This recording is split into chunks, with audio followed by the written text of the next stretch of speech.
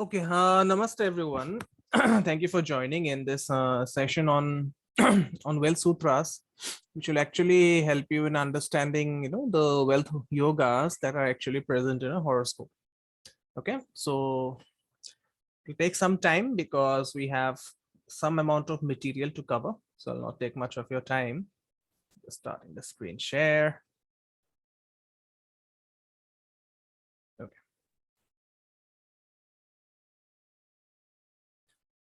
All right. So when we speak about wealth, okay, when we speak about wealth, wealth is a combination of both money and abundance. Okay, it's a combination of both money and abundance, and that is the reason Lakshmi is worshipped as the goddess of wealth, and the controlling deity of the planet Venus is actually Lakshmi, right? And it is no coincidence that we are having this program on a Friday where the energies of Venus are at its peak. Now, when we speak about, when we speak about wealth, we have to keep in mind one thing. According to the theory of karma, anyone who becomes wealthy, okay, who becomes more or less wealthy in this lifetime, in some sense, he or she has earned that wealth through their efforts, either in this life or in the previous life. Okay. So it's not that, you can work hard only in this life and you will become wealthy. No, the conditions have to support you. Okay. You have to get the right dashas. The right people have to show up. Okay. So, the right conditions have to be there. You cannot, you cannot be born in an impoverished African country and then expect, you cannot be born in a impoverished African country and expect to earn at the level of someone who is living in America. Okay. So when we speak about earning that wealth, that earning, of course, can come from both legitimate as well as illegitimate sources. Okay. And what we know experientially from the law of karma is that if someone is deriving wealth from the exploitation and suffering from others, then what happens is that the money gained by such a process will have some kind of a recoiling. Okay. That means there will be some negative impact. Okay. There will be some negative impact on the soul, and if that negative impact is not showing up immediately because of your good karmas, then certainly in your future life it will show up. Okay. So whenever you are earning, you should actually ensure that earning must be done through some kind of legitimate means, right?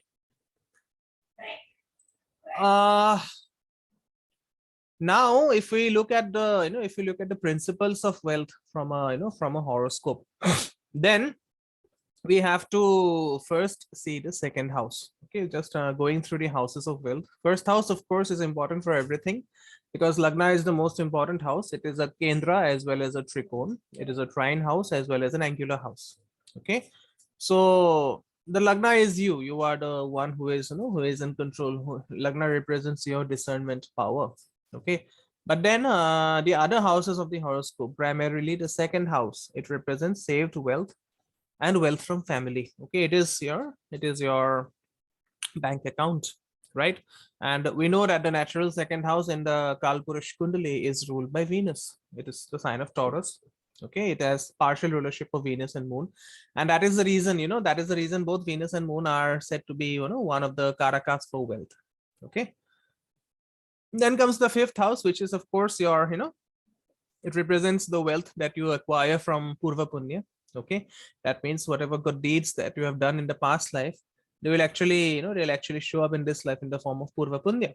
Okay, and that is ruled by Surya in the Kalpurush chart.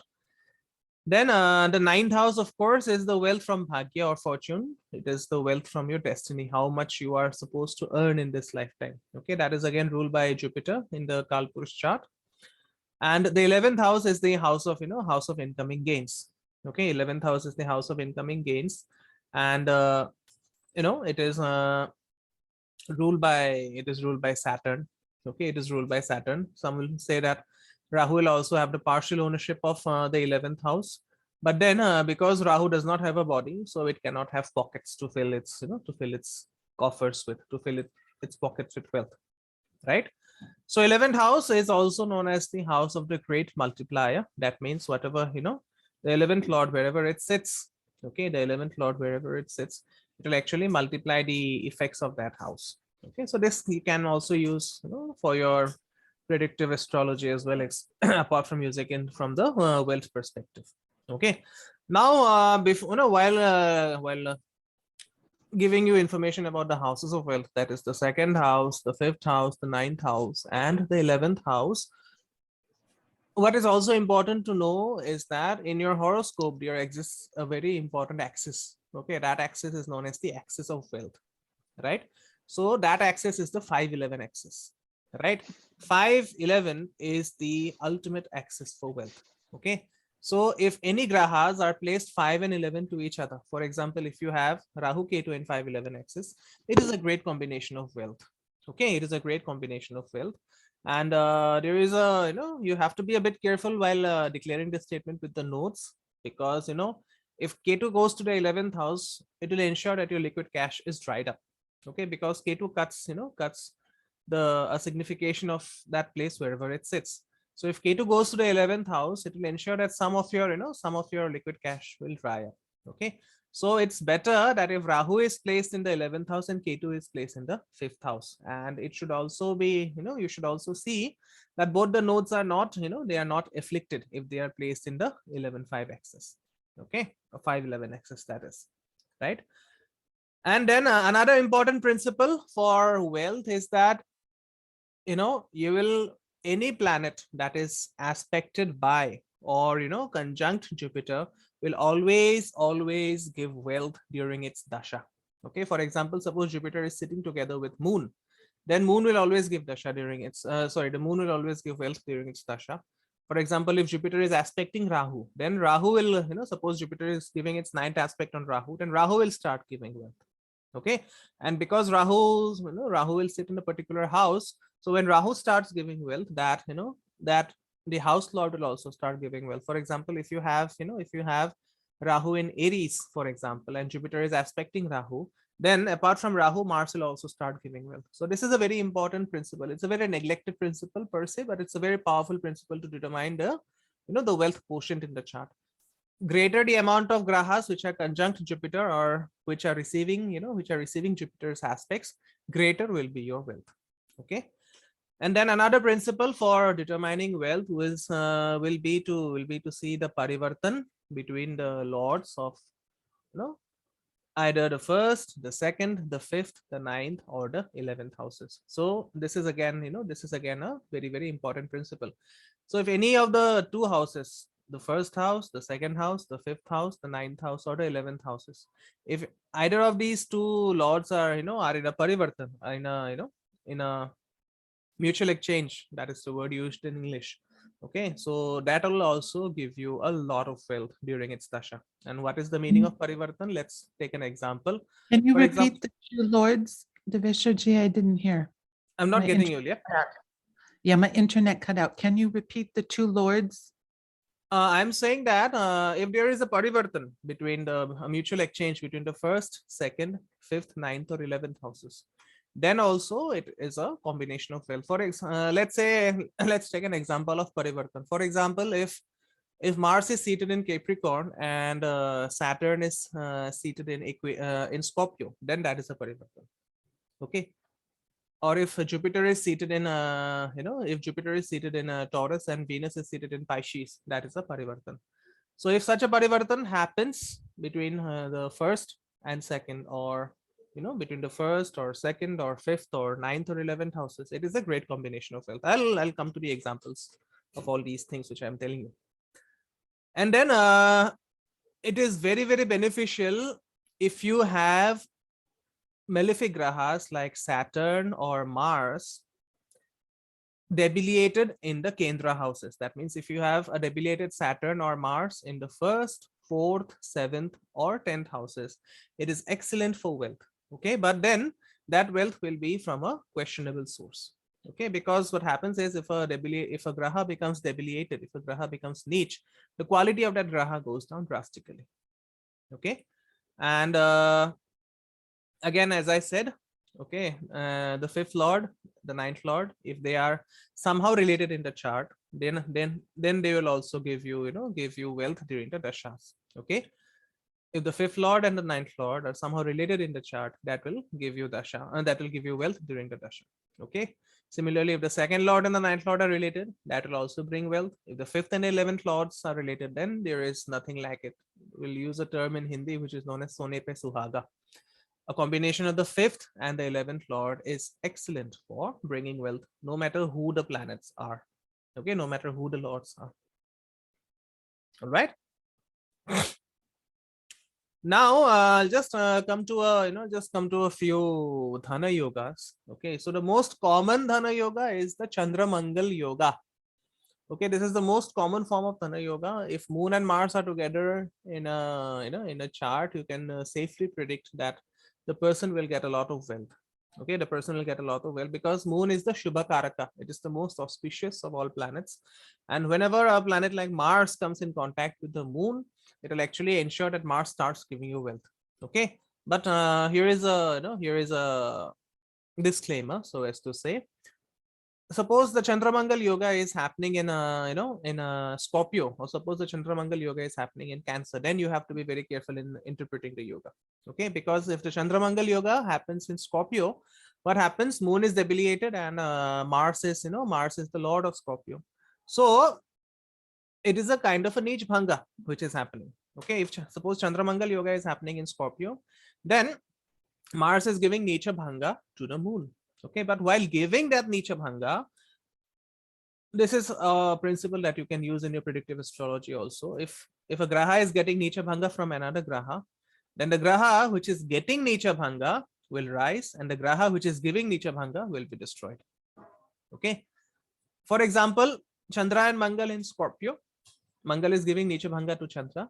In that case, Chandra Dasha will be excellent, Mangal Dasha will be terrible. Okay, you can reverse the principle if the same conjunction happens in Cancer. Okay, Chandra Mangal yoga in Cancer, right? Mangal is getting Nicha Bhanga from Chandra. Then Mangal rises up. That means Mangal Dasha will be excellent, Chandra Dasha will be terrible. Okay, so this is a very important predictive principle that you can use for your general predictions, right? And the other criteria is that Mangal should not be retrograde. Okay, in case of Chandra Mangal yoga, Mangal should not be retrograde for the yoga to fructify or the yoga to give you results. Right? Now, all the dhana yogas, as I said, they must be examined from Chandra Lagna. Okay. Not only, you should not only examine the yogas of wealth from the Lagna, from the Janma Lagna, you should also look at the dashas of wealth from the Chandra Lagna. Okay. And whenever a planet forms a dhana yoga from both the Chandra Lagna as well as from the Janma Lagna, it becomes very, very good of giving good results financially. Okay. If a planet forms dhana yogas, which I'll be teaching from the Chandra Lagna as well as from the from the Janma Lagna, it becomes very, very good financially during its dasha or during its antardasha. Okay. Now, for dhana yogas, okay, for dhana yogas to give their promised results, okay, because even a beggar will have a dhana yoga in his or her chart, right? Even a person who is a destitute, suppose, who is homeless, even those people will also have dhana yogas. But just because a dhana yoga is there, it does not ensure that the result will be as promised. Okay, so to ensure that the dhana yogas fructify, the planets need to be favorably disposed and strong. Okay, that means they need to be placed in in friendly houses or in good houses, right? And they need to be strong, right? So favorably disposed, it means that the planets which are involved in dhana yoga, they should not be placed in the dushthanas, that is in the 6th, 8th, or 12th. Okay, it should not be placed in the dushthanas.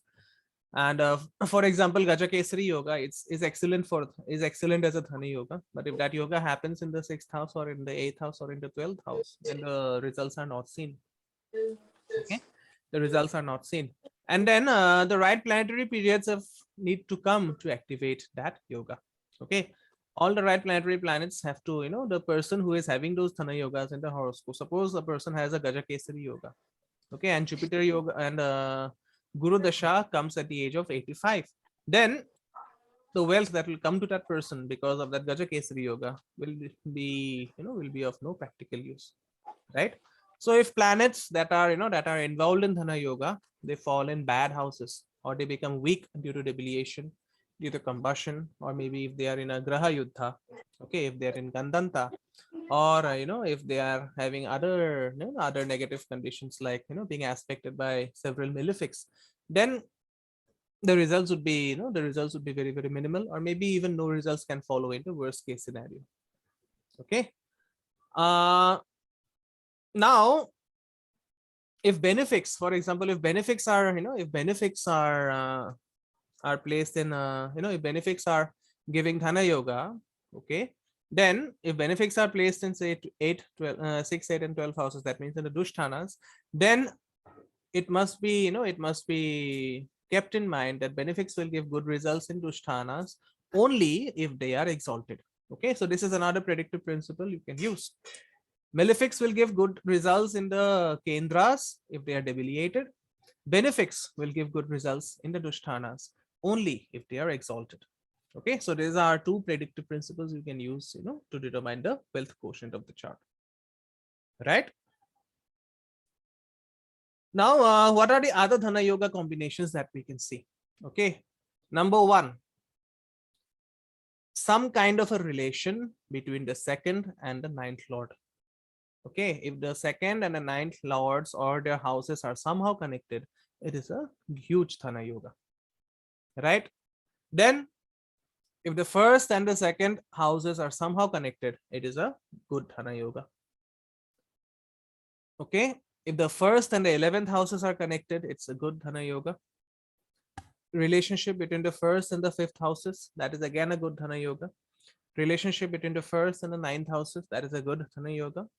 Relationship between the ninth and the fifth house, okay, that is a very, very good Dhana Yoga. Okay, if someone if someone has a relationship between the fifth house and the ninth house lords, or if the fifth house and the ninth house are connected, you can safely predict that the person will not face will go through life without much obstacles. Okay, we are all donkeys carrying a huge truckload of karma on our backs, but if someone has the fifth lord and the ninth lord connected, or if the fifth houses and the ninth houses are making a connection in the chart, then that person is blessed to go through this life without a lot of obstacles, without a lot of karmic bondage. Okay, again, relationship between the second and the fifth lords, very good Dhana Yoga. Okay, relationship between the ninth lord and the second lord, I said in the beginning, very good Dhana Yoga. Relationship between the ninth lord and the 11th lord, again very good Dhana Yoga. But the best and the most powerful Dhana Yoga combination comes, as I said in the very beginning, is by the relationship between the fifth and the 11th house, or the fifth and the 11th lords. So this is, in my opinion, it is the most powerful Dhana Yoga combinations. Okay, as we know, the fifth house is known as the house of Purva Punya, and the 11th house is the is the Labhesha. Okay, it is also the Badakesh for some extent, but it is also the Labhesha. Okay, the house of gains, the house of great multiplier. Okay, so anywhere, if the fifth and the 11th house lords, or if the fifth and 11th houses are connecting in the chart, you can safely predict that the person will become very, very wealthy. The person will die as a very, very wealthy person. Okay, the connection between the fifth and the 11th house. Okay, now I'll just come to a few principles of principles from BPHS that stresses on the important relationships or the important connectivities between the fifth and the 11th house. Okay, so this is from the this is from the Graha Sambandha part of BPHS. It says that if there is, I quote, if there is the sign of Venus in the fifth house and is occupied by Venus, and if there is Mars in the 11th house, the person will be very wealthy. Again, repeating, if there is a sign of Venus, the signs of Venus will be, of course, Taurus and Libra. Okay, in the fifth house, and Venus is there in the fifth house, along with Mars in the 11th house, the person will be very wealthy. Okay, that is the first principle. The second principle, if there is Mercury in the fifth house, either in Gemini or Virgo, and the Moon, Mars, and Jupiter are together in the 11th house, it brings great riches. Okay, if you find some charts having these combinations, you can actually look out. Okay, If there is Mercury in the 5th house, either in Gemini or Virgo, and if Moon, Mars, and Jupiter are in the 11th house, then the person will be very, very wealthy. Okay.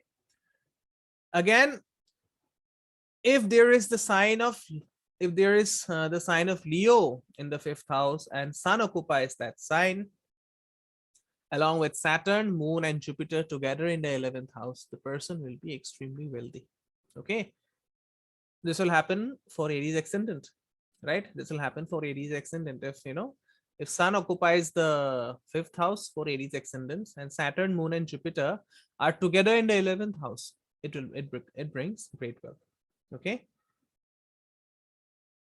If Saturn is in the 5th house of Capricorn or Aquarius and Sun and Moon are placed in the 11th house, it brings great wealth. Okay. If Saturn is there in the 5th house in the sign of Capricorn or Aquarius and the Sun and the Moon are placed together in the 11th house, it will bring great wealth. Okay. Again, if Jupiter is there in the 5th house in the sign of Sagittarius or Pisces, right? And if there is Mercury in the 11th house, the person becomes extremely wealthy. So you can see how Parashara stresses a lot on the 5-11 relationship, or on the 5-11 combination as the most powerful Thana Yoga. Okay. Then if Mars is in the 5th house of Aries and Scorpio, okay, and Venus is in the 11th house, then it is also a combination of wealth, right? Mars in the 5th house along with Venus in the 11th, Mars in the 5th house of Aries or Scorpio, that is, and Venus in the 11th house, it makes the person very wealthy. Okay. Again, if Moon is in the 5th house of Cancer and Saturn is in the 11th house, then also it is a fabulous combination for wealth. Okay. So these are the conditions of wealth from the Graha Sambandha Adhyaya of BPHS. Okay. There are other wealth giving combinations as per Parashara. Okay. There are other wealth giving combinations as well. So let's say, again, I quote, if a person has Leo rising, that means if the 1st house is Leo and Sun is present there together with Mars and Jupiter, or if Sun in the 1st house of Leo is aspected by both Mars and Jupiter, a person will be extremely wealthy. Again, repeating the principle, Leo rising, Sun in the 1st house together with Mars and Jupiter, or Leo rising, Sun in the 1st house aspected by both Mars and Jupiter. In that case, it brings great wealth. Okay. Again, for Cancer ascendant, if Moon is in the 1st house and is together with Mercury and Jupiter, the person will be wealthy. Or for Cancer ascendant, if Moon is in the 1st house and is aspected by Mercury or Jupiter, then also it will bring a lot of wealth. Okay. Again, for Aries or Scorpio ascendant, if Mars is in the 1st house and is in conjunction with or aspected by Mercury, Venus, and Saturn, the person will be very rich. Okay. For Aries or Scorpio ascendant, if Mars is in the ascendant and is aspected by or is conjunct with Mercury, Venus, and Saturn, the person will be very rich. Okay. Again, if Mercury is in the 1st house for Virgo and Gemini ascendants and is aspected by or conjunct with Jupiter and Saturn, the person will be very wealthy. Okay.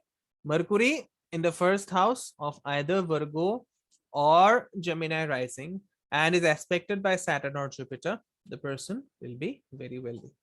Okay. Jupiter in the 1st house of either Pisces or Sagittarius rising and aspected by Mercury and Mars, the person will be very wealthy. Okay. Jupiter either in the first house of Sagittarius or Pisces, and together or conjuncted together or aspected by Mercury and Mars, the person will be wealthy. Okay. Again, if Venus is in the first house of Taurus or Libra and is conjunct with or aspected by Saturn and Mercury, the person will be very, very wealthy. Okay. If Saturn is in the ascendant in either Capricorn or Aquarius and is in conjunction with or aspected by Mars and Jupiter, the person will be very, very wealthy. So these are the combinations of wealth that Parashara lists out for all the, for all the rising signs with the ruler of the sign placed there in the first house. Okay. Divisharji, can you repeat? I think you said, can you repeat for Aries? Aries, if Aries is the Lord of the Yeah, first if house, Aries is then in Mars the if Aries is in there. the ascendant, And if it's aspected or conjunct with Mercury, Saturn, Mercury, and Venus, and Venus. Saturn. Okay, and Scorpio, if It's the same. It's the same. Mars can. It's both from Aries and Scorpio. okay, gotcha. Thank you. Okay, now coming to the wealth, the yogas of wealth, and then we'll go for the example charts.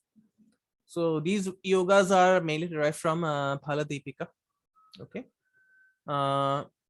The most common yoga or the most popular yoga for wealth is Lakshmi Yoga. Okay. So there are variations of Lakshmi Yoga. I'll tell you both the variations, right?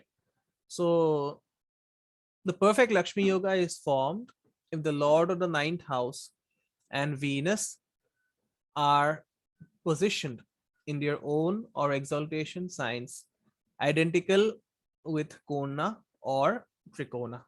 Sorry, with Kendra or Kona. If the Lord of the ninth house and Venus are positioned in their own house or exaltation signs identical with Trikorna Bhava or Kendra Bhava, then such a yoga is called Lakshmi Yoga. Now there is a condition here. Lakshmi Yoga can happen only for three rising signs, for Gemini, for Cancer, and for Scorpio. Okay, just see how why I'm saying this. Lakshmi Yoga can happen for only three rising signs. Sorry. So throughout Jyotish, regardless of any author, regardless of any book, Venus is given as the planetary indicator of Lakshmi. Okay, and because Venus is the planetary indicator of Lakshmi, so Venus is also known as the planet of wealth and luxury. Okay, it is also the Karaka for vehicles, along with the moon, of course, right? And the trine houses, that means the Kona Bhavas, the first, the fifth, and the ninth, they are known as the Lakshmi Sthanas. Okay, and out of the trine houses, we know that the ninth house is the strongest. It is also known as the Bhagya Bhava, or the house of luck and fortune. Okay, so this is the reason, because if Venus is in its own sign or in exaltation sign in a Kendra or Kona with a Shvakshetra or Ucha ninth lord, right? If the ninth lord is also in its own house or or in its own sign, and from and forms a Kendra or a Kona relationship with Venus, also either in its exaltation or in its own sign, then such a combination is said to be to be excellent for bringing in Lakshmi. Okay, there is an alternative version also, right, of Lakshmi Yoga.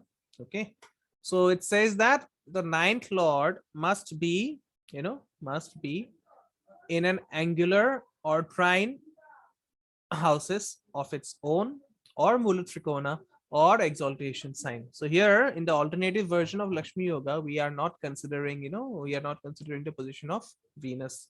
We are only saying that the ninth lord should be in an either in a Kendra Bhava or in a Kona Bhava in its own sign, or Mula Trikona sign, or exaltation sign, with the Lagna lord being strong.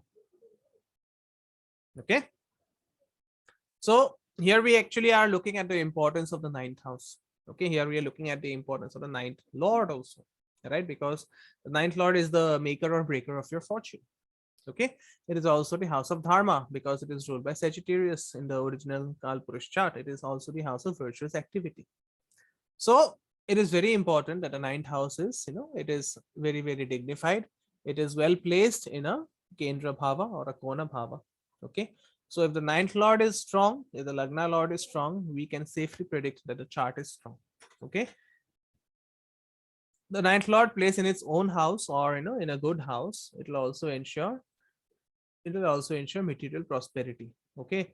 And it will also give you an indication of the morality of that person. Okay, for example, if the ninth lord goes into a dusthana, then you can actually predict that the person's morals will be very, very, would be questionable, so as to say.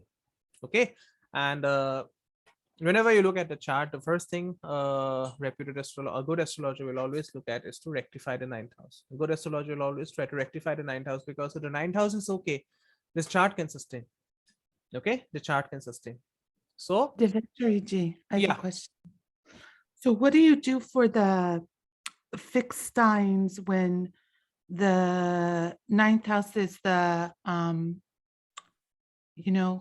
the Vedic? if the ninth house is okay, okay, for the ninth, yeah. See, even if the ninth lord becomes the Badaka, it has to be, the Badaka will act, of course, at certain times, but still the ninth lord is the Dharma Bhava. It is the Bhava of your fortune. So under any conditions, even if the ninth lord is Saturn or if the ninth lord is Mars, it should be placed strongly in a Kendra or a Trikona. Okay. Other conditions can follow, because we are not considering a single layer in astrology. It will be, it will be like layer after layer. Okay, you have to peel off everything.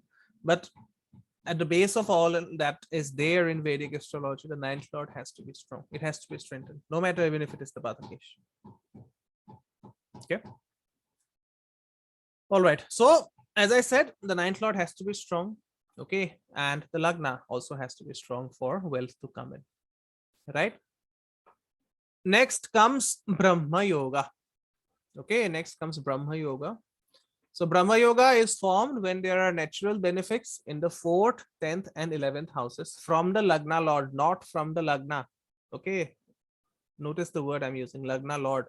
Wherever the ascendant is placed, wherever the ascendant Lord is placed, there should be benefic planets in the 4th, 10th, and 11th houses. And who are the natural benefics? First is Jupiter. Second is Venus. They are unconditional benefics. Okay. Then comes the conditional benefics, which is, of course, Mercury and Moon. Okay, they are conditional benefics. But the natural benefics, okay, we'll be considering all these 4 planets as natural benefics. So from the positioning of the ascendant lord, natural benefics should be placed in the 4th, 10th, and 11th houses. Okay, there is an alternate form of Brahma Yoga as well, right? So Jupiter in a Kona, placed in a Kona from the 9th lord, Venus placed in a, Jupiter placed in a Kendra from the 9th lord, Venus placed in a Kendra from the 11th lord, and Mercury placed in a Kendra from either the Lagna lord or the 10th lord. Okay, again repeating, Jupiter placed in a Kendra from the 9th lord, Venus placed in a Kendra from the 11th lord, and Mercury placed in a Kendra either from the 10th lord or from the Lagna lord. Okay, so this is Brahma Yoga. Then comes Vishnu Yoga. Okay, so Vishnu Yoga is formed if the lord of the Navamsha, okay, if the lord of the Navamsha in which the 9th lord is placed is with the 9th lords and the 10th lords of the Rashi chart in the 2nd house of the Rashi chart. Again repeating, take a Rashi chart, take the D1 chart. There would be a 9th lord there somewhere. Okay, let's take an example then. For example, Capricorn ascendant. Okay, Capricorn ascendant. The 9th lord will be Mercury. The 10th lord will be Venus. Okay, the 2nd house would be of Aquarius. So suppose in the Navamsha of that chart, which has Capricorn rising, the Navamsha rising is say Leo. Okay, so the Navamsha rising is Leo, and for example, this Mercury, which is the ninth lord, is actually goes into the Scorpio Amsha. Okay, so the lord of Scorpio is Mars. So for Vishnu Yoga to form, Mars, Mercury, and Venus have to be placed in the second house of Aquarius in the D1 chart. Okay, I'm just repeating again for everyone's convenience. A chart, say we are taking a chart which is Capricorn rising. The ninth lord will be Mercury. Okay, now look at where this ninth lord goes into Navamsha. For example, this ninth lord goes into Scorpio Amsha. In that case, Mars becomes the ruler of Scorpio Amsha. So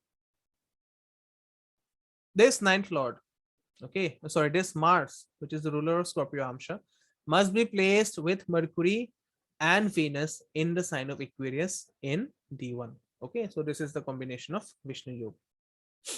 Okay, and then the other combination, which which forms a which gives a lot of wealth, is the combination of the ninth and the 10th lord. Okay, the other combination is the ninth lord in the second house. This can be a difficult combination to have initially. Okay, this can be difficult, this can be a difficult combination to have, because from the from the ninth house, the second house is sixth from the ninth house. So initially it can be a difficult combination. It can bring some kind of such wealth when the when the ninth lord is placed in the second house. Such wealth can come with issues like litigation. It can cause enmities with others, but still it is a combination of wealth. Okay, and then we have a Shiva Yoga also forming. Okay, the Shiva Yoga is also forming. So the condition is that if the lord of the fifth is in the ninth, the lord of the ninth is in the 10th, and the lord of the 10th is in the fifth, then it is a combination of Shiva Yoga. Again, fifth lord going to the ninth house, ninth lord going to the 10th house, 10th house going to the fifth house is a combination of Shiva Yoga. And the last yoga which I will mention as a Dhana Yoga is Chandra Adhi Yoga. It is also known as Chandradhi Yoga. So it says that there are two versions of it. Of course, it says that there must be natural benefits in the 6th, 7th, and 8th houses from the moon. This is one version. The other version is that all the natural benefits, that means Mercury, unafflicted moon, Jupiter, and Venus, they must be placed in the 7th house from the moon. This is an alternate version of Chandradhi or Chandra Adhi Yoga. Okay. All right. So let's look at a few charts, so as to say.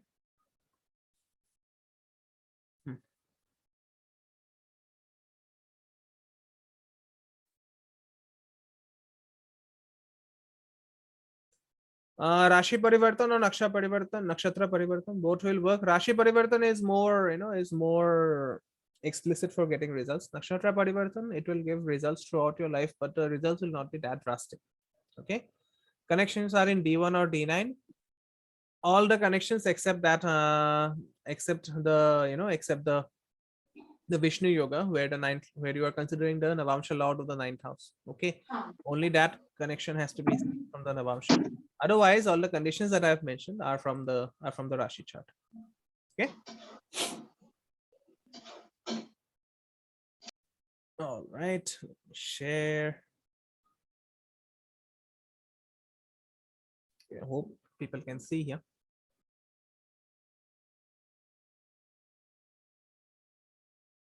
Okay, so let's take examples. Paul Newman. I don't know how many of you have heard about Paul Newman, but he was a very wealthy guy. Okay, so look at this chart. Paul Newman, Sagittarius rising. Okay, the ninth lord is Sun. So look at the second house. His second house is Capricorn. Okay, ruled by Saturn. The 11th house is Libra. That means ruled by Venus. So the second lord has gone to the 11th house. It's a no-brainer.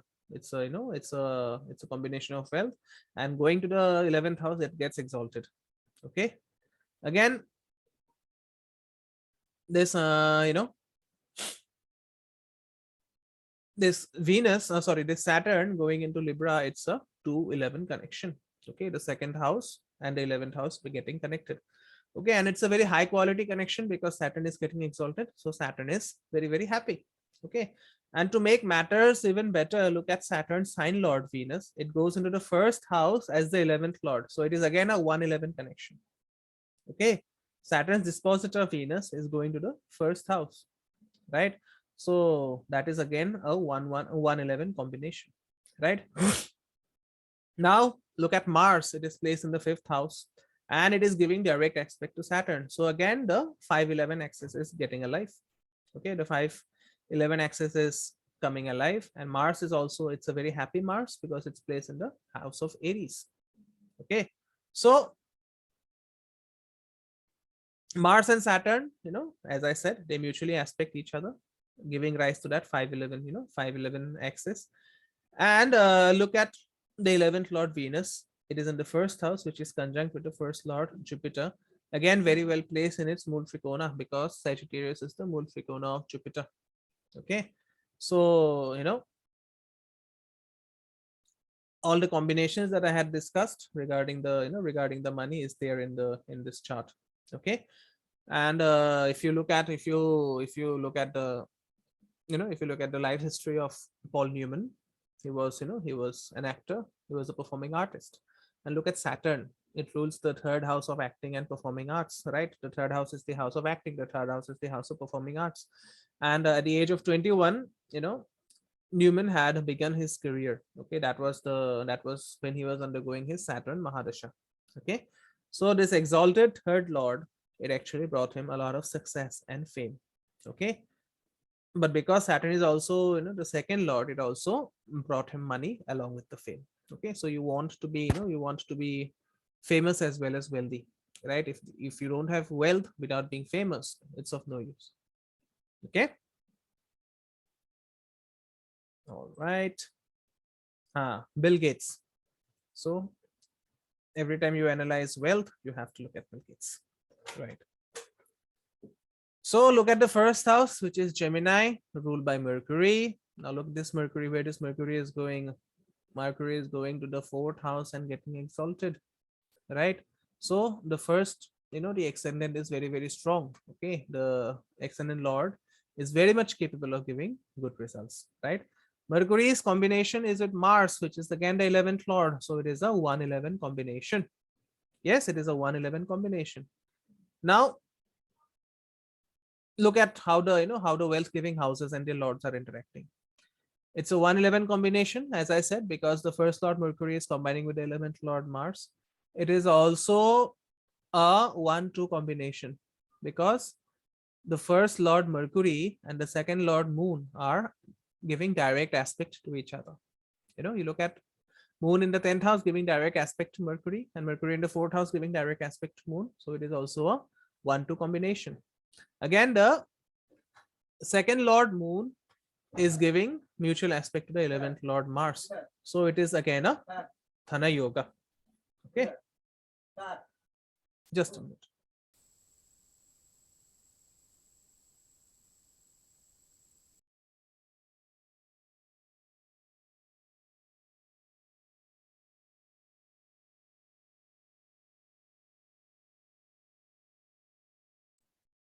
Okay. All right. So the 11th lord Mars is in mutual aspect with the second lord Moon. So again, it's a 2-11 combination. Look at the position of the 9th lord Saturn in the 5th house. Okay, so this is the 9-5 combination. Again, the 9th lord Saturn is combining with the 5th lord Venus.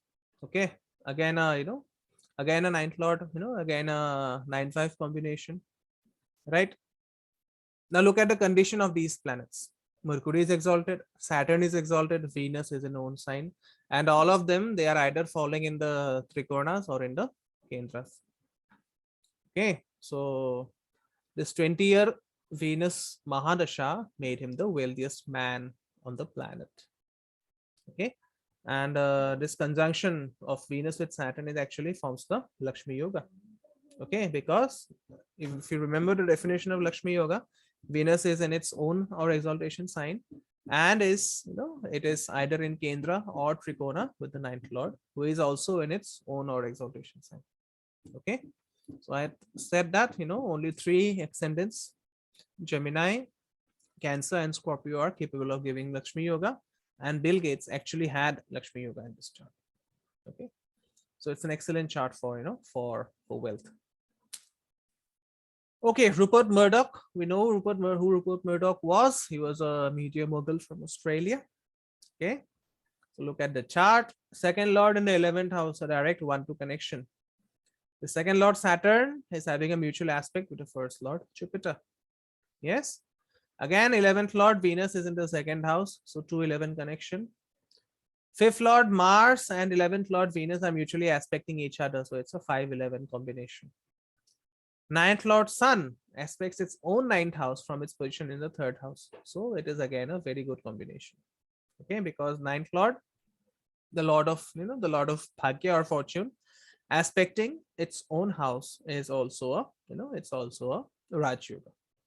Okay, so at the age of 21, during his Venus Mahadasha, Murdoch inherited the newspaper that his father was, owning, and from there his journey towards building a huge media empire started.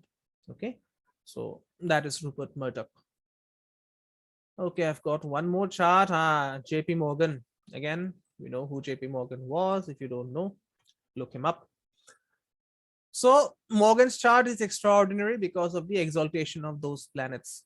The sun is an exaltation sign of Aries, Venus is in Pisces, Jupiter is in Cancer, Saturn is in Libra. Oh my God. Right? Now look at Venus and Saturn. Okay, so at 27 degrees, Venus is at its at its highest form of exaltation. Okay. Saturn's exaltation degree is 26, if I'm not mistaken. So at 23 degrees, Saturn is almost at, at its highest exaltation position. Okay, so not only Saturn is exalted, Saturn's dispositor Venus is also exalted, and Venus's dispositor Jupiter is again exalted. So it is an extraordinary Dhana Yoga. Okay, it is an extraordinary Dhana Yoga. Now look at this Lagna Lord Saturn, which is going to the 9th house in its extreme exaltation, and aspecting its 5th lord Mercury gives another Dhana Yoga.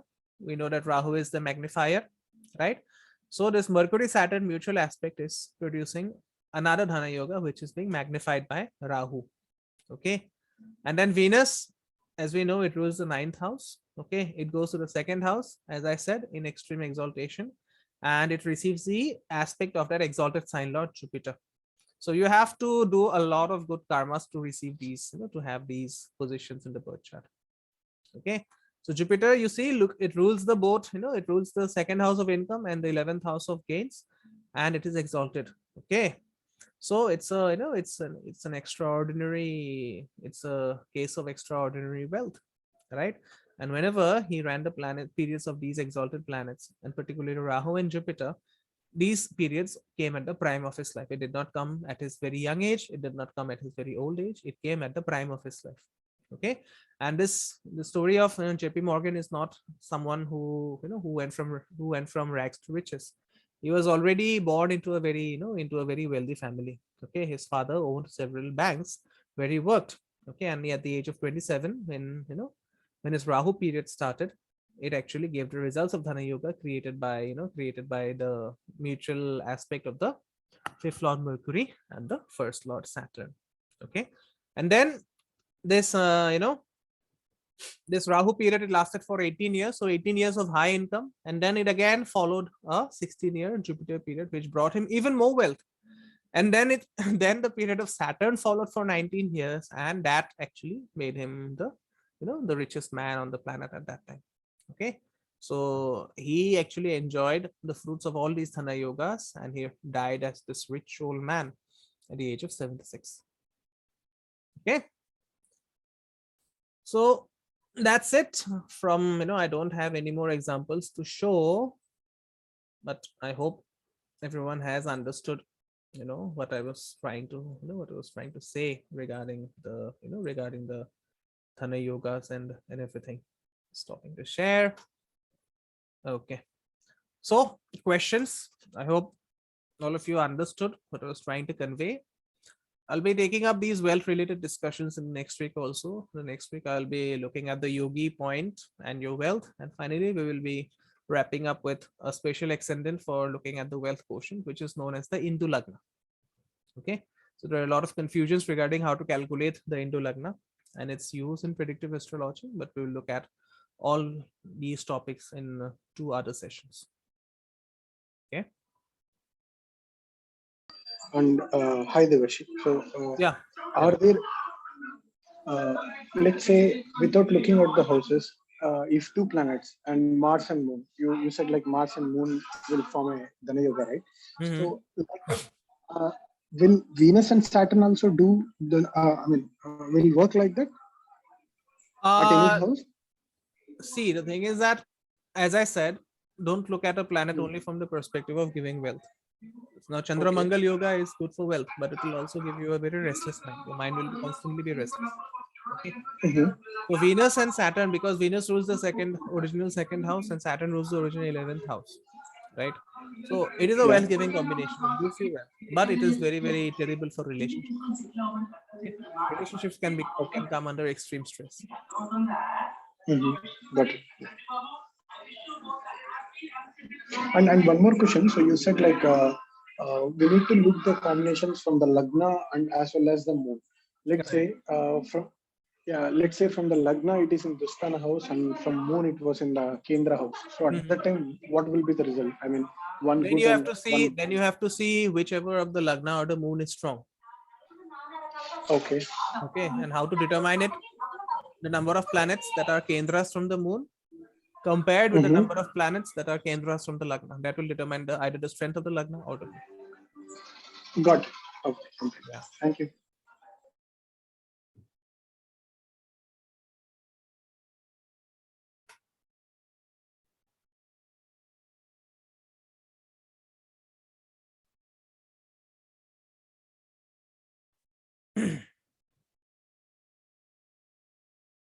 Okay, I don't see any questions coming in. So thank you, everyone. We'll be having another session on wealth very soon. I hope all of you who joined had something to learn, just as I did while teaching. I'll see you again very, very shortly. Thank you, Devashi. Yeah. Did you see my text? One last question, Devashi. So Yes, yes. are these recordings available anywhere so we can? Yeah, it's in available order to on my review. YouTube channel. So Okay.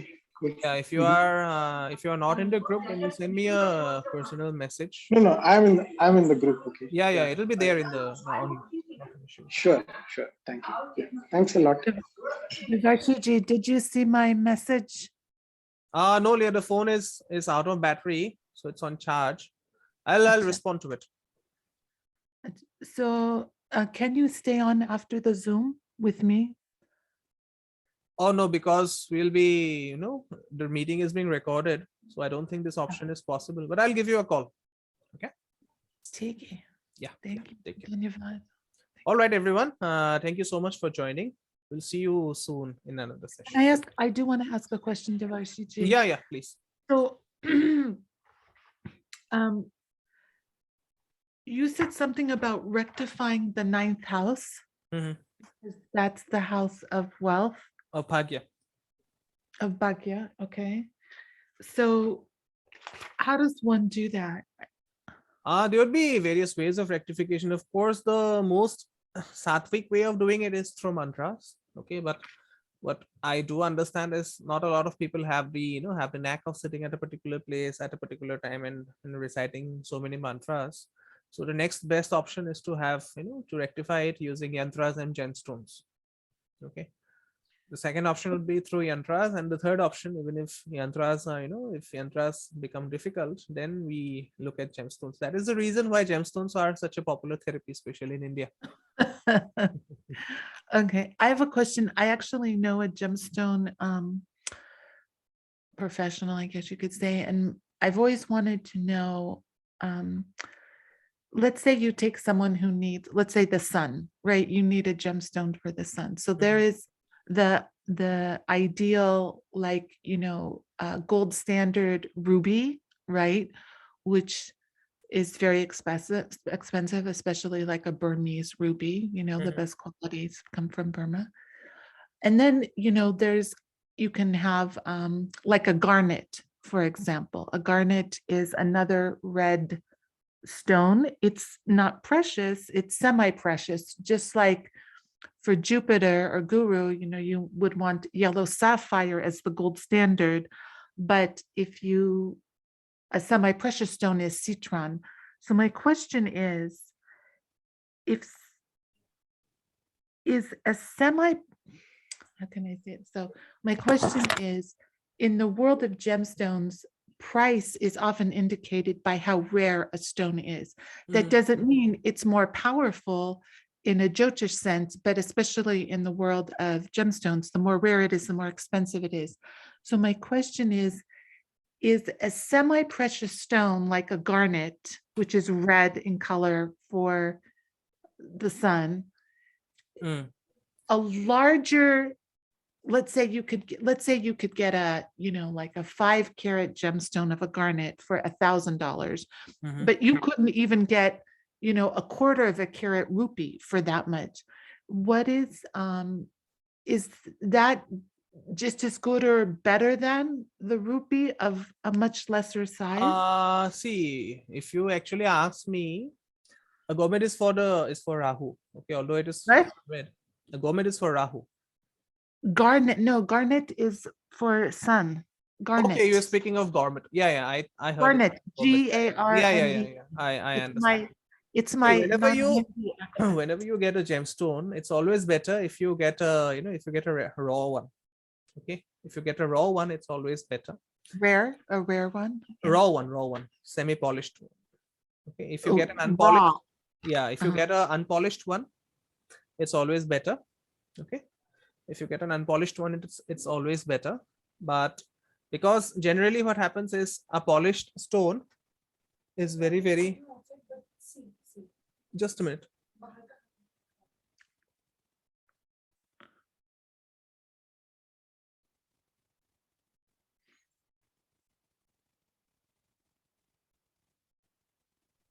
Yeah, so what happens is, if you can get a semi polished ruby or a raw ruby, okay, that would be much lesser expensive, because the polished one, which is available in carats, that is very expensive. And personally speaking, gemstones are the last things that I would go to, or I would recommend anyone who has taken a consultation with me. It's extremely rare that I have recommended a gemstone. People can vouch for it. So again, a gemstone also comes with its own set of expiry dates. Okay, for example, a blue sapphire lasts for only 6 years. A yellow sapphire lasts for only 3 years. So you are Oh, spending, really? yeah, Wow, I didn't know that. yeah. So you're They spending don't around, tell you that. They don't tell you that. yeah. So you're spending a fortune on gemstones only to ensure that the stone is getting expired after a year or after 2 years. It makes no sense practically. But yeah, Okay. we will have a session on how to rectify the ninth house. Okay, so just wait for that. So, but my question is about, let's say you have a precious stone like a ruby and a semi-precious stone like a garnet. No, GAR. both will work. Both will work. Not an issue. The point is, Not in the rupee doesn't work better because it's more rare. no. Both will work. Both will work. Acha. Okay. Yeah. Thing is that you have to first do the shuddhikaran, or the purification of that gemstone before wearing, and you have to do it. You have to do it periodically. For example, say every 3 days or every week, so that it keeps on giving you the effect. And again, going by the expiry dates, the ruby lasts for only 15 months. So whatever you take, it's there. What about a garnet, for example? It'll be I don't have the exact date, but it will be around 20 months. If I'm not mistaken. Okay. So that's very interesting information. I would love to get that information because there's an astrologer in the town that I live, and I mean a gemstone professional, and he travels the world, and I've been in their shop, and these things are not mentioned about. Yeah. How Anyways, most how long astrologers the they don't keep these things because these are trade secrets, right? And I don't believe in keeping trade secrets. Good for you. It's not proprietary. Good for you. Right. So in rectifying the ninth house, like if someone wanted to do mantras, you said about, so is there a mantra for that with what You you're have to talking? look at which planet rules the ninth house, the condition of that ninth lord, of course, and the planets that are, aspecting the ninth house. So problems will come only if the ninth lord is weak. If the ninth lord is strong, then I don't see any problem. Uh-huh. Okay. Okay, interesting. Even if it's a Badakesh. Even if it's the Vadakish, yes. Interesting. Okay. Okay. Okay, all right then. Thank you so much, everyone. We have a storm breaking out here. We have a power cut. Anyways, we have gone through the session. I'll see you soon for another session next week. Namaste. Dhanyavad. Thank you. Namaste.